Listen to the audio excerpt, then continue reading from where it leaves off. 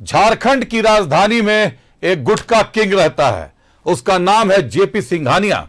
काफी चर्चित नाम है। 2017 में इनकम टैक्स छापामारी करती है। 500 और 1000 के नोट जो नोटबंदी के बाद बंद कर दिए गए थे, उसकी खेप भी मिलती है और बैंकों में ऐसी सूचनाएं मिलती हैं कि विभिन्न एजेंटों के माध्यम से करोड़ों रुपए जमा किए गए थे, उनको सीज किया जाता है, फ्रिज किया जाता है। 2022 में एक बार फिर छापामारी होती है। भारी तादाद मिलती है, रजनीगंधा, शिखर, कई तरह के और गुटखा बरामद होता है। कई लोगों पर नामजद केस होता है, लेकिन कार्रवाई सिफर रहती है। उसमें एक ऑडियो भी वायरल हुआ था। ऑडियो की काफी चर्चा हुई थी। 10 करोड़ में डील होने की बात सामने आई थी। मामला गंभीर था, लेकिन मामला दबते दबते दब गया, क्योंकि सिंघानिया के पॉलिटिकल कनेक्शन काफी मजबूत माने जाते हैं, बहुत मजबूत बताए जा रहे हैं। जो सूचनाएं छन कर आ रही हैं, सिंघानिया का एक कांग्रेस के नेता के साथ, कांग्रेस के अहम नेता के साथ काफी नजदीकी संबंध है। इस पर न्यूज 11 कोई पुष्टि नहीं करता, लेकिन सूचनाएं साफ है, इशारा कर रही हैं। पहले धीरज साहू की आईटी की छापामारी होती है और उसके तुरंत बाद सिंघानिया के यहां छापामारी होती है। सूचनाएं कई तरीके से आ रही हैं और जानकारियां एकत्र की जा रही हैं, उसके बाद ही छापामारी की जा रही है। तो निश्चित तौर पर झारखंड को शायद एक और धन कुबेर मिल सकता है जब छापामारी के राज खुलकर बाहर आए। देखिए ये रिपोर्ट।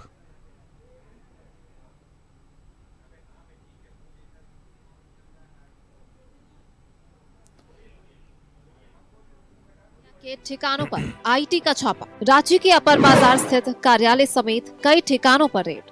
गुटखा किंग जेपी सिंघानिया के ठिकानों पर आयकर विभाग की टीम ने छापेमारी की है। अपर बाजार स्थित कार्यालय समेत कई ठिकानों पर आईटी ने छापेमारी की और इस दौरान सिंघानिया के कार्यालय के बाहर सीआरपीएफ के जवान तैनात थे।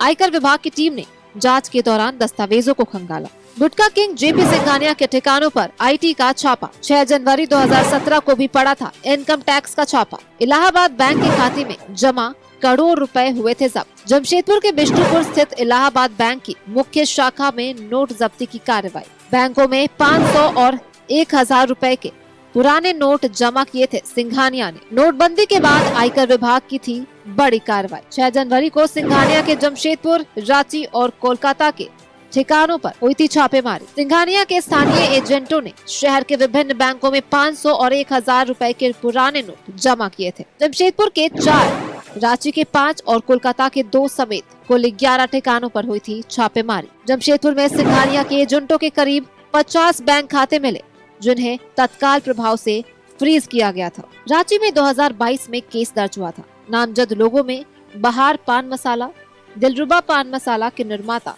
दिल्ली के नीलकमल जैन, रांची के सीएनएफ वितरक संतोष चौरसिया, विमल पान मसाला के निर्माता हरियाणा के धर्माजी, रांची के सीएनएफ वितरक पिंटू, रजनीगंधा पान मसाला के निर्माता असम के रजनीश कुमार, रांची के सीएनएफ वितरक जेपी सिंघानिया और पान पराग पान मसाला के निर्माता कानपुर के दीपक कोटारी और रांची के सीएनएफ वितरक राजेश के नाम शामिल थे। सिंघानिया और उसके सहयोगियों की संपत्ति की ईडी से जांच कराने की मांग भी उठी थी।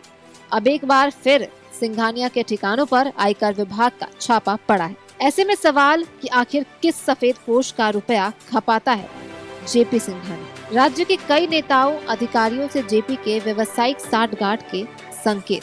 न्यूज 11 भारत के लिए रांची से सत्यव्रत किरण के साथ ब्यूरो रिपोर्ट। तो जेपी सिंघानिया राज्य का चर्चित गुटखा किंग माना जाता है। अगर दबे छुपे शब्दों में कहे तो मौत बांटता है, क्योंकि कैंसर के सबसे ज्यादा मरीज गुटखा के सेवन से ही होते हैं। गुटखा के सेवन के कारण ही मरीज बनते हैं। और ये जेपी सिंघानिया एक ऐसा नाम है जो नाम रजनीगंधा और अन्य कई गुटखा कंपनियों के साथ इसका नाम हमेशा सुर्खियों में रहा है, लेकिन इसके पॉलिटिकल कनेक्शन इतने मजबूत माने जाते हैं कि इस पर हाथ डालने से कोई भी कतराता है। हमारे साथ जुड़ रहे सहयोगी इमरान, हम बात रुक करेंगे इमरान का।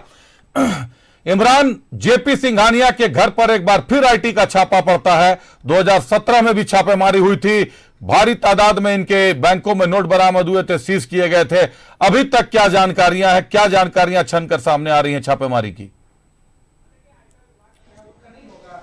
और देखिए, आयकर विभाग की जो अधिकारी हैं रांची के अलग अलग लोकेशन पर लगातार कार्रवाई जो है वह जारी रखे हैं। और ऐसे में जब तक आयकर विभाग की कार्रवाई खत्म नहीं हो जाती है तब तक इस पूरे मामले में डिटेल जो है वो जारी आयकर विभाग की तरफ से नहीं की जाती है। लेकिन अब तक जो जानकारी मिल रही है रांची के अपर बाजार के साथ साथ कई इलाकों में जो है जेपी सिंघानिया के जो ठिकाने हैं, चाहे वो उनके सीए हो या उनके कर्मचारी हो, आवास हो, कार्यालय हो, तमाम जगहों पर आयकर विभाग की टीम एक साथ पहुंची थी। और इस दौरान आयकर विभाग की जो टीम है वो लगातार इमरान अभी कुछ दिनों पहले ही धीरज साहू के ठिकानों पर रेड होती है।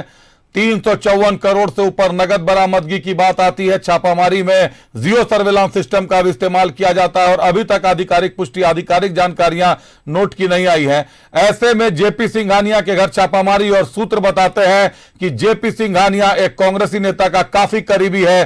क्या ये पैसों के बंदर बांट का खेल है? ये धीरज साहू के यहां के आईटी रेड की परछाई पड़ गई है जेपी सिंघानिया के घर पर।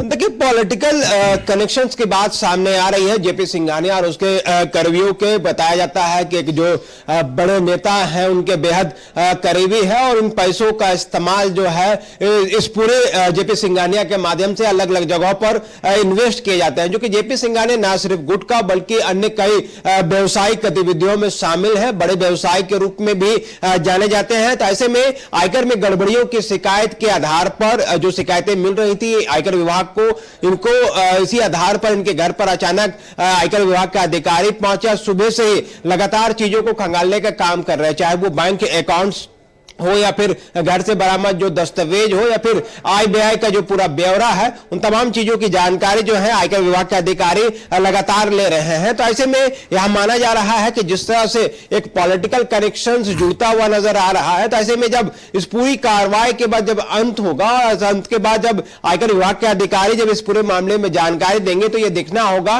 कि क्या धीरज साहू के बाद किसी ऐसे बड़े नेता या बड़े व्यक्ति या किसी और के साथ साठगांठ का जो लगता है वो दिखाई दे रहा है या फिर नहीं, ये देखने वाली बात होगी। लेकिन अब तक जो चर्चाएं हैं कि जेपी सिंघानिया के कनेक्शंस कई लोगों से हैं और उस कनेक्शंस के आधार पर जो पैसे जो इन्वेस्ट किए जाते हैं। इमरान 2022 में भी जेपी सिंघानिया के यहां छापा पड़ता है, भारी तादाद में प्रतिबंधित गुटखा बरामद होता है, उसका स्टॉक लिस्ट बनता है, कई कंपनियों पर केस होता है।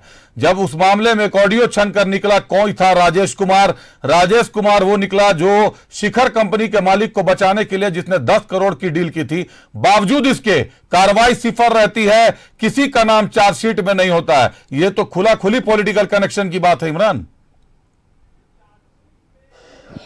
देखिए, चार्जशीट में नाम नहीं है या किस तरह से केस को प्रभावित किया गया, ये सारी चीजें जो है वो जांच के विषय है। लेकिन जिस तरह से गुटखे के कारोबार पे जुड़े जो लोग होते हैं, जाहिर सी बात है कि आपने ठीक कहा कि दबे जुबान पे कहे या फिर जिस तरह की चर्चाएं पैकेट में भी जो लिखी हुई चीजें होती हैं कि गुटखा खाने से कैंसर होता है और कैंसर के जैसे कई मरीज जो है वो गुटखा की वजह से होते हैं। ऐसे में जो चीजें झारखंड में प्रतिबंधित है, जो चीजें झारखंड में बंद है, उन सारी चीजों का कारोबार जो है आज जेपी सहित कई अन्य लोग करते हैं। रांची के करबला चौक से लेकर या कनेक्शन जो है वो कई इलाकों में चलता है और ऐसे में अपर बाजार, करबला चौक, कदरू, एजी कॉलोनी सहित कई इलाके ऐसे हैं, सुखदेव नगर थाना क्षेत्र के कई ऐसे इलाके हैं जहां पर बड़े पैमाने पर गुटखा के कारोबार करने वाले लोग जो है वो सक्रिय हैं और राज्य में अलग अलग जगहों पर बड़े पैमाने पर कारोबार हो रहा है। और जो मेरे पास सूचनाएं है कि जुलाई माह में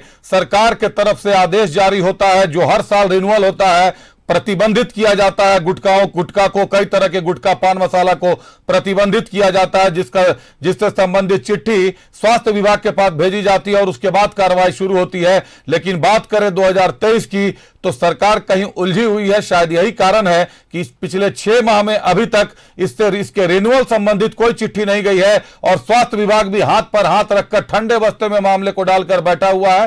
धड़ल्ले से गुटखा की बिक्री हो रही है, लोग कैंसर का शिकार बन रहे हैं, मौत का शिकार बन रहे हैं। चलिए, बहुत धन्यवाद इमरान हमारे साथ जुड़ने के लिए। इस आईटी रेड पर नजर बनाए रखिएगा। जेपी सिंघानिया बड़ा नाम है, निश्चित तौर पर बचाने के लिए कई और बड़े नाम सामने आएंगे। ये तो बात कर रहे थे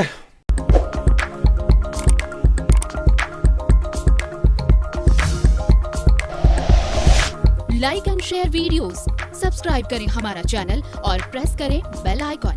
News 11 भारत, सच है तो दिखेगा।